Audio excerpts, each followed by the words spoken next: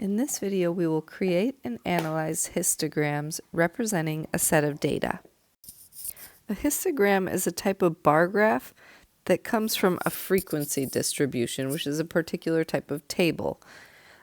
In a frequency distribution, data values are listed in the first column, and the second column indicates the number of times each value occurs. We have an example of a frequency distribution down here. A histogram is a visual presentation of data in which the data is displayed using a bar graph with bars that touch each other. The heights of the bars represent the frequencies of the data values. So let's take a look at an example. Suppose researchers conduct a study to determine the age at which adolescent males show the greatest rate of physical growth. The age of maximum physical growth for 35 adolescent males is shown in the table below. Okay, so in this table, just to kind of make sense of it, they studied 35 adolescent males. They recorded their growth from age 10 to 18. And for each one, they determined at which age they grew the most. So one boy grew the most at age 10. 2 of them grew the most at age 11. 5 of them grew the most at age 12. 7 of them grew the most at age 13. 9 of them grew the most at age 14. The mode of our data is 14 because 9 people grew the most at age 14, and so on. So to create a histogram from a frequency distribution, we're always going to put the frequency on the y-axis, and the height of each bar is going to represent the frequency. So for example, the 9 people who grew the most at age 14, that's represented in this tallest bar right here. The height of that bar is 9. The bottom is 14. There were 9 people who grew the most at age 14. And so we see that the highest bar is the bar that represents the greatest number of data values in that category. So at the bottom on the x-axis, we label the x-axis with whatever the data is about. In this data, it's the age at which boys grew the most. So those ages are put on the x-axis. And we label each bar in the middle of the bar. Another important thing to note is all the bars are touching.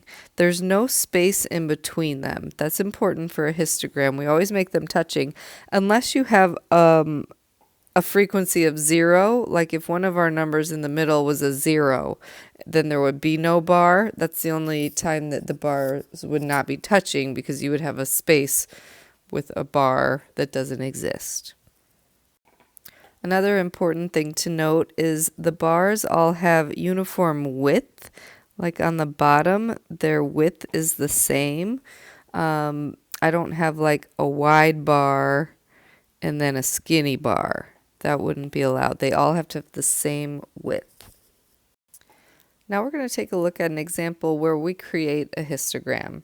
In this example, we are looking at a grouped frequency distribution where the data is organized into classes. So if you look at the column on the left-hand side in our frequency table, instead of one value in each row, we have a range of values where we're going to organize the data into each bucket or each range or each class.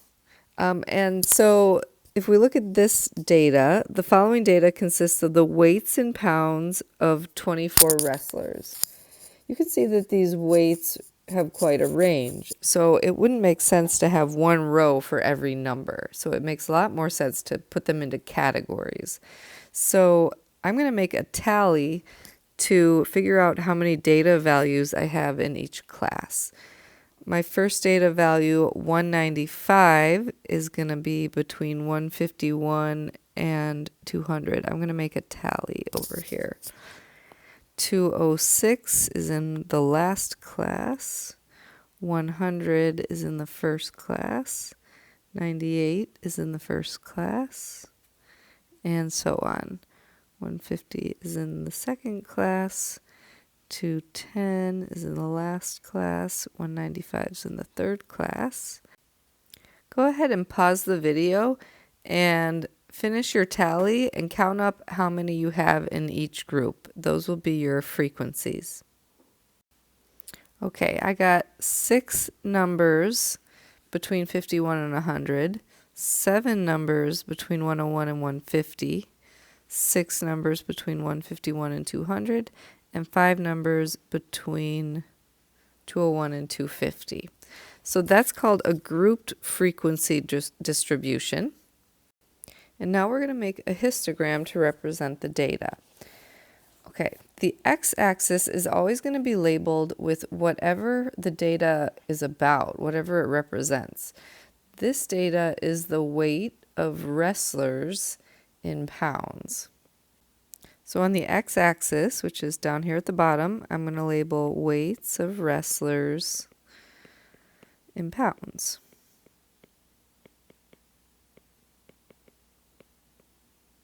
So that describes what the data represents. On the y-axis, we're always going to put the frequency. Okay, so to number on the x-axis, I look at how many rows I have in my table, in my frequency table. And there are 1, 2, 3, 4 rows. So I'm going to have 4 bars, and they need to have uniform width. So looking at the grid that I have, I think I could make each bar span 2 boxes, and I would have enough room. So I'm going to do a bar, and I'm going to give myself a little space in the front. Like I'm going to start in a little bit, and I'll make my first bar span between those 2 boxes. My next one's going to go between these 2 boxes, my next one here, my next one here.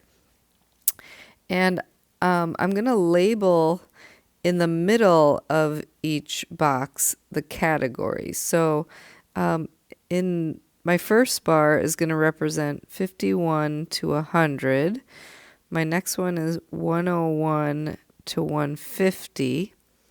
And then we've got 151 to 200 and 201 to 250. And since I've sort of skipped some space at the front of the x-axis, I'm going to put this little zigzag that indicates I'm acknowledging I know that I just skipped a tiny bit of space and then started at 51. So that is a way to not leave a bunch of white space, but to indicate that you understand that your scale is not constant right there. Now on the y-axis, you always have to start with 0 at the x-axis and have a constant scale. And the height you have to go up to is your highest frequency. The highest frequency is 7. So that's how high I need to number to. And I think it's going to make the most sense to count by ones in this case. 1, 2, 3, 4, 5, 6, 7. I could stop there. That's as high as I need to go. I could go a little higher if I want, but it doesn't matter. My highest bar is going to be a height of 7. Okay, so now I'm ready to create the bars of the frequency table. My first bar is going to have a height of 6. So I make a height of 6, and that bar would look like this. My next one's going to have a height of 7, and it needs to be touching the bar next to it, no space in between them. The next one's going to have a height of 6. And the last one has a height of 5.